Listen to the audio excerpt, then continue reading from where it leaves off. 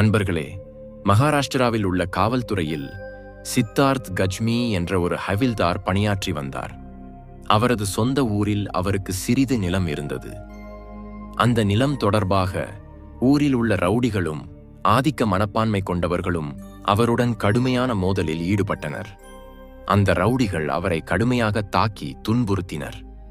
இந்த சம்பவத்தால் ஹவில்தார் சித்தார்த் மிகவும் வேதனைப்பட்டார். என்ன செய்ய வேண்டும் என்று தெரியாமல் தனது நெருங்கிய நண்பரிடம் சென்றார். அந்த நண்பர் பக்கத்து ஊரில் வசித்து வந்தவர். அவரது பெயர் பையாலால் போட்மாங்கே. சித்தார்த் அவரிடம் தனது பிரச்சனையை பகிர்ந்து கொண்டார். நான் இப்போது என்ன செய்ய வேண்டும்? எனக்கு எதுவும் புரியவில்லை. அவர்கள் ஊரில் பலமிக்கவர்கள், உயர்ந்த ஜாதியைச் சேர்ந்தவர்கள். சித்தார்த் தலித் சமூகத்தைச் சேர்ந்தவர் என்பதால் இந்த மோதல் இன்னும் மிகவும் உணர்ச்சிகரமானதாக மாறியது. பையாலால் அவரை ஆறுதல் படுத்தி, வா, நாம் காவல் நிலையத்திற்கு செல்வோம். நான் சாட்சி சொல்கிறேன். ஏனென்றால் அந்த மோதல் முழுவதும் என் கண்முன்னே நடந்தது என்று ஆலோசனை வழங்கினார். இவ்வாறு அவர்கள் காவல் நிலையத்திற்கு சென்று அந்த ரவுடிகளில் 15 பேர் மீது புகார் அளித்தனர். காவல்துறையினர் உடனடியாக தாக்குதல் நடத்தி அவர்களில் 12 பேரை கைது செய்தனர். ஆனால் கைதுக்கு பிறகும் நாட்கள் செல்ல செல்ல சித்தார்த்தின் நண்பர் பையாலால் மீது அழுத்தம் அதிகரிக்கத்தான் தொடங்கியது. அந்த ரவுடிகள் அவரை மிரட்ட ஆரம்பித்தனர். நீ உன் சாட்சியத்தை திரும்ப பெற்றுக்கொள், இல்லையென்றால் உனக்கு நல்லதல்ல. சித்தார்த் ஒரு காவல் அதிகாரியாக இருந்ததால் அவர்கள் நேரடியாக அவரை எதிர்க்க முடியவில்லை. எனவே பக்கத்து ஊரைச் சேர்ந்த இந்த சாட்சியை வலுக்கட்டாயமாக மாற்ற முயற்சித்தனர். ஆனால் பையாலால் தனது வார்த்தையில் உறுதியாக இருந்து சிறிதும் பின்வாங்கவில்லை.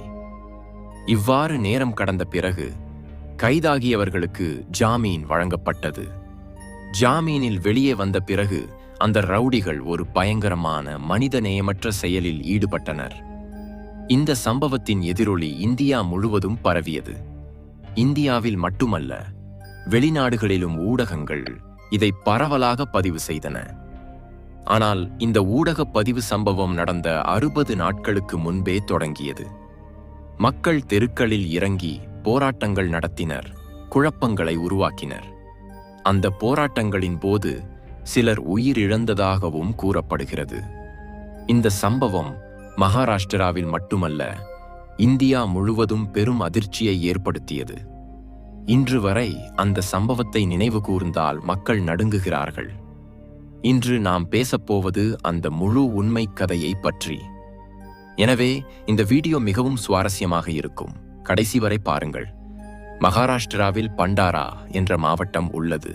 அதற்கு உட்பட்ட மொஹாடி தாலுகாவில் கைர்லாஞ்சி என்ற ஒரு சிறிய கிராமம். இங்குதான் இந்த பயங்கரமான சம்பவம் நடந்தது. 29 செப்டம்பர் 2, 2006 மாலை சுமார் 6 மணியளவில் பக்கத்து ஊரிலிருந்து சிலர் டைரக்டர் டிராலிகளில் ஏறி கைர்லாஞ்சிக்கு வந்தனர். அவர்கள் கைகளில் கம்புகள், இரும்பு கம்பிகள் போன்ற ஆயுதங்கள் இருந்தன. வரும்போதே அவர்கள் உரத்த குரலில் ஒரு குறிப்பிட்ட நபரின் பெயரைச் சொல்லி இன்று அவனை பார்த்தே ஆக வேண்டும் என்று கத்திக்கொண்டிருந்தனர். அந்த நபரின் வீட்டிற்கு வருவதற்கு முன்பே அவர்கள் பெரும் கூட்டமாக வருவதாக அவருக்கு செய்தி கிடைத்தது. உடனே அவர் அங்கிருந்து தப்பி ஓடி தனது உயிரை காப்பாற்றிக் கொண்டார். அந்த நபர் வேறு யாருமல்ல, நாம முன்பே பேசிய பையாலால் போட்மாங்கே. அவர் ஓடிவிட்டார். ஆனால் வீட்டில் அவரது குடும்ப உறுப்பினர்கள் இருந்தனர். அவரது மனைவி சுரேகா போட்மாங்கே, 17 வயது மகள் பிரியங்கா, 19 வயது மகன் ரோஷன் மற்றும் 21 வயது மகன் சுதீர். வீட்டின் உரிமையாளரான பையாலால் ஓடிவிட்டார். ஏனென்றால் அவர்களது பகை தன்னுடனே இருக்கிறது, குடும்பத்திற்கு எதுவும் செய்ய மாட்டார்கள் என்று நினைத்தார். ஆனால் அந்த ரவுடிகளின் கோபம் அவ்வளவு பயங்கரமாக இருந்தது. அது குடும்பம் முழுவதையும் பாதித்தது. அவர்கள் வீட்டிற்கு வந்து சுரேகாவிடம் பையாலால் பற்றி கேட்டனர். அவர் சொல்லவில்லை என்றதும் அவர்களின் உண்மையான மிருகத்தனம் வெளிப்பட்டது. சுரேகாவை பிடித்து சிலர் வீட்டிற்குள் நுழைந்து பிரியங்கா, ரோஷன், சுதிர் ஆகியோரை வலுக்கட்டாயமாக வெளியே இழுத்தனர். நாள் வரையும் கடுமையாக தாக்க ஆரம்பித்தனர். பின்னர் அவர்களின் மரியாதையை சிதைத்து முழு கிராமத்திலும் அழைத்துச் செல்லத் தொடங்கினர். தாயும் மகளும் அழுது கருணைக்காக கெஞ்சினர். மகன்கள் தங்கள் தாயையும் சகோதரியையும் காப்பாற்றுமாறு உரத்த குரலில் கத்தினர்.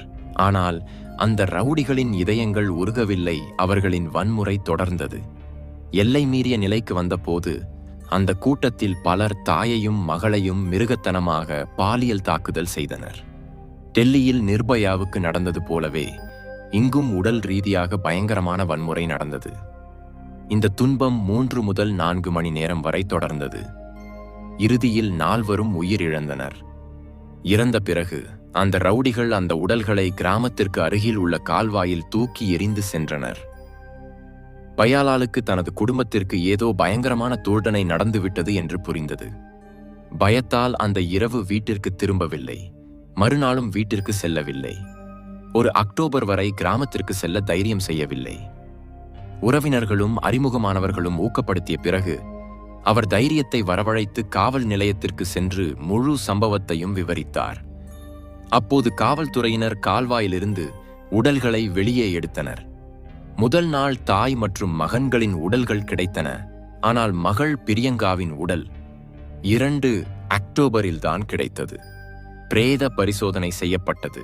ஆனால் அந்த அறிக்கையில் அந்த பாலியல் வன்முறை அல்லது மிருகத்தனமான தாக்குதல் பற்றி எதுவும் குறிப்பிடப்படவில்லை. முழு கிராமமே அந்த கொடூரத்தை நேரடியாக பார்த்திருந்தாலும் பையாலால் மீண்டும் பிரேத பரிசோதனைக்கு கோரிக்கை வைத்தார் மற்றும் 6 அக்டோபரில் மீண்டும் பரிசோதனை செய்யப்பட்டது. அப்போதைக்கு உடல்கள் அழுகிவிட்டதால் மருத்துவர்கள் இப்போது ஆதாரங்கள் கிடைப்பது சாத்தியமில்லை என்று கூறினர். இவ்வாறு உண்மையை மறைக்கப்பட்டது. காவல்துறையும் அரசு அதிகாரிகளும் இந்த வழக்கை முற்றிலும் மூட முயற்சித்தனர். முதல் சில நாட்கள் உள்ளூர் பத்திரிகை ஒன்று மட்டுமே இதை பற்றி எழுதியது. ஆனால் டைம்ஸ் ஆஃப் இந்தியா பத்திரிகைக்கு இந்த தகவல் கிடைத்து முழு சம்பவத்தையும் விரிவாக வெளியிட்டது. அப்போது இந்த செய்தி நாடு முழுவதும் பரவியது. பின்னர் இந்தியன் எக்ஸ்பிரஸ், தி ஹிந்து போன்ற பெரிய ஆங்கில பத்திரிகைகளும் இந்த விவகாரத்தை எழுப்பின. டிசம்பர் மாதத்திற்கு வந்தபோது மின்னணு ஊடகங்களும் அரசாங்கமும் கண்களை திறந்தன. இதனால் மகாராஷ்டிரா முழுவதும் போராட்டங்கள் தொடங்கின. புனே, மும்பை, நாக்பூர் போன்ற நகரங்களில் சமூக அமைப்புகளும் மக்களும் தெருக்களில் இறங்கி அரசாங்கத்தை கேள்வி கேட்டனர். அப்போதைய முதலமைச்சர் விலாஸ்ராவ் தேஷ்முக் மற்றும் உள்துறை அமைச்சர் ஆர் பாட்டீல் மீது கடுமையான கேள்விகள் எழுந்தன. முதலில் இந்த சம்பவத்தை ஜாதி வன்முறையாக அல்ல, நக்சல் தாக்குதலாக சித்தரிக்க முயற்சித்தனர். ஆனால் போராட்டங்கள் அதிகரித்த பிறகு சிபிஐ விசாரணைக்கு உத்தரவிடப்பட்டது. சிபிஐ விசாரணை மேற்கொண்டு 36 பேரை கைது செய்து 11 பேர் மீது குற்றப்பத்திரிகை தாக்கல் செய்தது. 2008இல் விரைவு நீதிமன்றம் 3 பேரை குற்றமற்றவர்களாக விடுவித்து 8 பேரை குற்றவாளிகளாக அறிவித்தது. அதில் 6 பேருக்கு தூக்கு தண்டனை, மற்ற 2 25 ஆண்டுகள் கடுங்காவல் தண்டனை விதிக்கப்பட்டது. ஆனால் பம்பாய் உயர்நீதிமன்றம் அந்த தூக்கு தண்டனையை மாற்றி அனைவருக்கும் 25 ஆண்டுகள் கடுங்காவல் தண்டனையை உறுதி செய்தது. இந்த வழக்கு உச்சநீதிமன்றத்தை அடைந்தாலும் நீண்ட காலம் நிலுவையில் உள்ளது. இதற்கிடையில் 20 ஜனவரி 2017 அன்று பையாலால் போட்மாங்கேவின் உடல்நிலை திடீரென மோசமடைந்தது. பண்டாரா மாவட்ட மருத்துவமனையிலிருந்து நாக்பூருக்கு மாற்றப்பட்டார். ஆனால் வழியில் மாரடைப்பால் இறந்தார். நீதிக்காக காத்திருக்கையில் முழுமையான நீதி கிடைக்காமலேயே அவர் மரணமடைந்தார். கிராமத்தில் பலர் இந்த பயங்கரமான சம்பவத்தை நேரில் பார்த்திருந்தனர். ஆனால் பயத்தால் யாரும் சாட்சி சொல்ல முன்வரவில்லை. பையாலால் மட்டுமே சாட்சியாக இருந்தார். பின்னர் சில வதந்திகள் பரப்பப்பட்டன. சித்தார் ஹவில்தாருக்கு சுரேகாவுடன் சட்டவிரோத உறவு இருந்ததாக. ஆனால் ஊடக அறிக்கைகளும் விசாரணை முடிவுகளும் தெளிவாக கூறுகின்றன.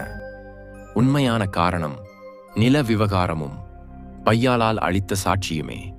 அதனால்தான் அந்த முழு குடும்பமும் இவ்வளவு கொடூரமாக, வன்முறையாக முடிக்கப்பட்டது. நண்பர்களே, இந்த சம்பவத்தை சொல்வதற்கு பின்னால் உள்ள நோக்கம் யாருடைய மனதையும் புண்படுத்துவது அல்ல, உங்களை மேலும் விழிப்புடனும் விழிப்புணர்வுடனும் வைப்பதே. சமூகத்தில் இது போன்ற வன்முறைகள் மீண்டும் நடக்காமல் இருக்க நாம் அனைவரும் எச்சரிக்கையாக இருக்க வேண்டும். நம்மை நாமே பாதுகாத்துக் கொள்ள வேண்டும். இது போன்ற உண்மை சம்பவங்களை அறிந்து கொள்வது மிகவும் முக்கியம். ஏனென்றால் சமூகம் இனி இது போன்ற மிருகத்தனத்தை பொறுத்து கொள்ளக்கூடாது. இது போன்ற உண்மை கதைகளும் தகவல்களும் உங்களுக்கு தேவைப்பட்டால் இப்போதே சேனலை சந்தா செய்யுங்கள். மணி ஐகானை அழுத்த மறக்காதீர்கள்.